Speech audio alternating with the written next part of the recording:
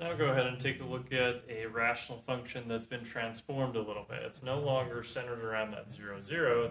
It'll have been moved horizontally and vertically. So if we take a look at this function, y equals 4 over x plus 3, we can start to see a couple of things if we compare it back to the original of y equals 1 over x. So if we look up in this numerator, the 4, this is going to be a stretch. Okay, so this is going to affect how steep it is. And since it's greater than 1 and it's further away from that 0 value, it's going to be a steeper slope.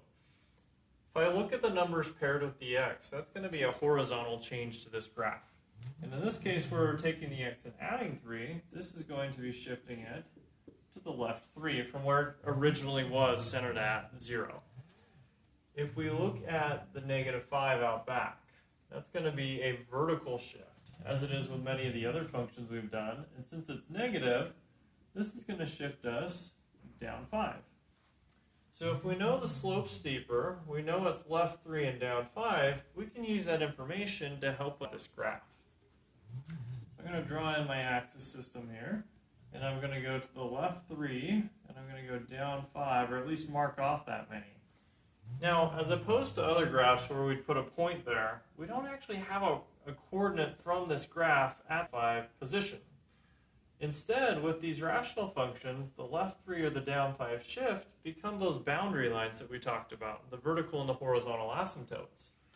So the vertical asymptote is going to come in here at x equals negative 3, and we'll write that in as the equation so we know where it's at.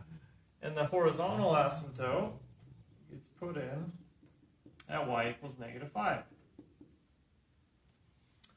Now, we need to figure out where this graph's going to go.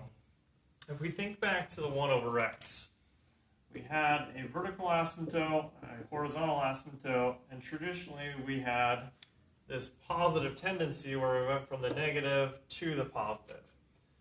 With this positive force slope, it's going to keep that same slope, it's just going to make it. So we're not going to go outside of this lower left and upper right quadrants. But what if we don't remember that? Well, let's utilize a table to see where these points are.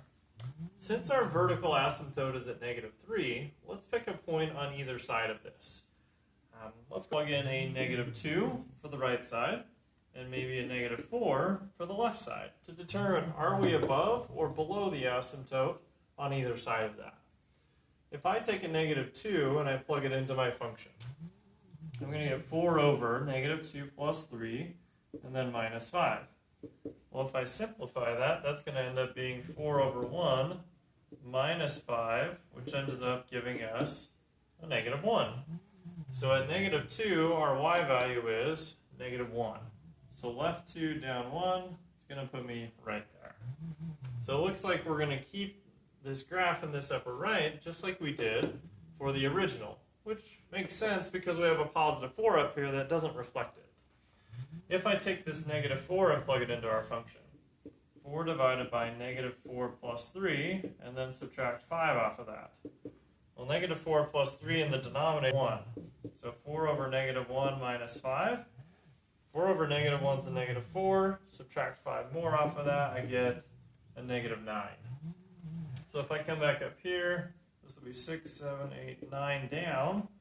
And if I go 4 to the left, my coordinate then puts me right there.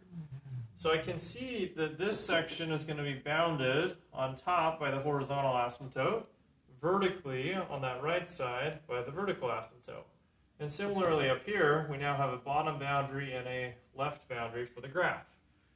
So at that point, I know which quadrants it is in.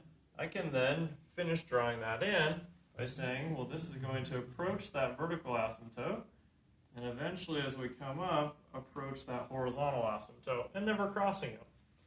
Similar thing here, I'm going to approach the vertical asymptote, and I'm going to approach the horizontal asymptote.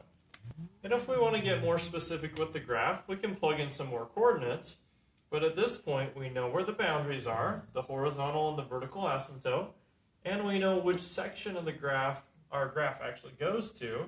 That gives us a good enough graph for our purposes.